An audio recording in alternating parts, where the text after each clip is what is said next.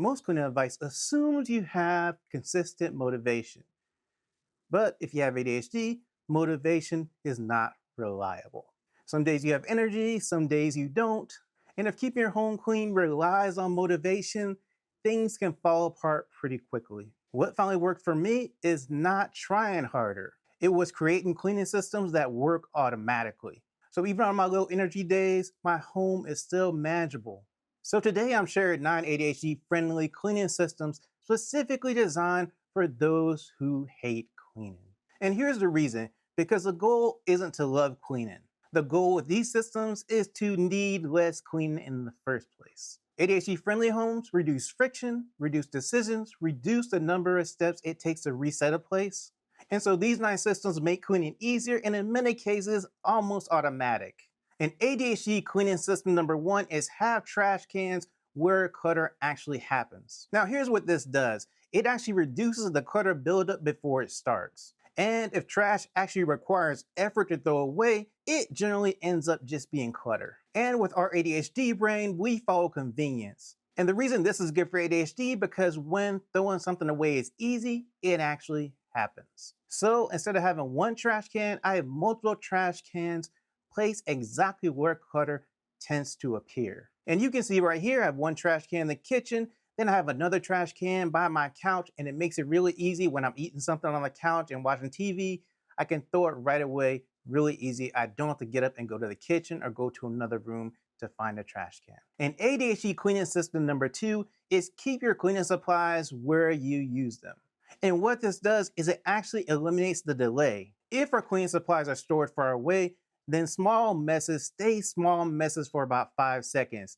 And then those small messes become big messes. Now what we need to do is make sure our basic cleaning supplies are stored near the areas that we actually use them. And here's the reason, because if something is easier, it's more likely to get done immediately. And here's an example. I have cleaning spray under my sink or I have cleaning spray on my counter. If a spill happens, really easy, get a paper towel, wipe it up, put the cleaning spray on there, and then wipe again to get everything done immediately.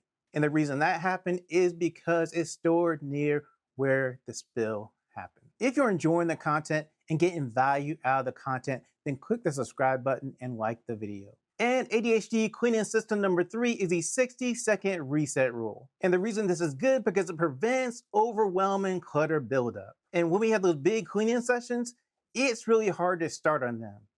But a quick reset is more manageable. So instead of waiting until things feel overwhelming, I do quick resets that take less than a minute.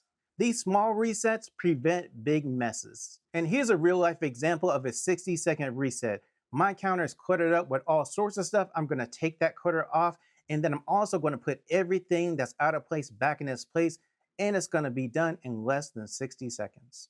And this is important. ADHD friendly cleaning is not about discipline. It's about reducing how often discipline is required. ADHD cleaning system number 4 is visible cleaning tools. Visible reminders prompt action. If I can't see it, it doesn't exist most of the time. And the thing is, hidden cleaning supplies don't get used. Visible tools act as reminders to us. And seeing a cleaning tool often leads to us using that tool. And here are some examples. Keeping paper towels easy to see, keeping cleaning wipes easy to see so we can use them when we need them. And ADHD cleaning system number 5 is the one-step laundry system. And this system removes mental resistance when trying to do laundry. And here's the thing, laundry becomes overwhelming when there are too many steps. You gotta do the sorting, you gotta do the stacking, you gotta do the organizing, you gotta do the folding. Each one of these steps creates friction. And here's the reason why this is good is because when you have a simpler system, it actually reduces the avoidance of whatever you're trying to avoid. And here's what to do. You take a laundry basket, instead of folding and organizing your clothes, you just throw those clothes into the laundry basket, doing just one step. If you have lights and darks or whatever, you want to actually separate them that way, just have separate laundry baskets right there. Don't fold them, just throw them in the laundry basket. You're going to go down to having just one step. That means no more overwhelm because there's not so many steps. We're more likely to do the laundry. ADHD cleaning system number 6 is to have cleaning wipes in multiple rooms. The reason that you want to do this is if they're able to be seen, it makes cleaning almost automatic. When you have cleaning wipes nearby, cleaning feels easier. And then when cleaning wipes are far away, cleaning gets postponed. And the reason is the fewer steps that are required, the more likely something gets done. And here's some places I actually keep cleaning wipes. I keep some in my kitchen, I keep some in my bathroom. That way, if I need them, they're right there and I can use them. And ADHD system number 7 is surfaces need to have clear jobs. And here's the reason to do this. It prevents clutter buildup. When surfaces don't have defined purposes, they collect random items. Giving surfaces a specific role prevents clutter. And here's the reason why this is good.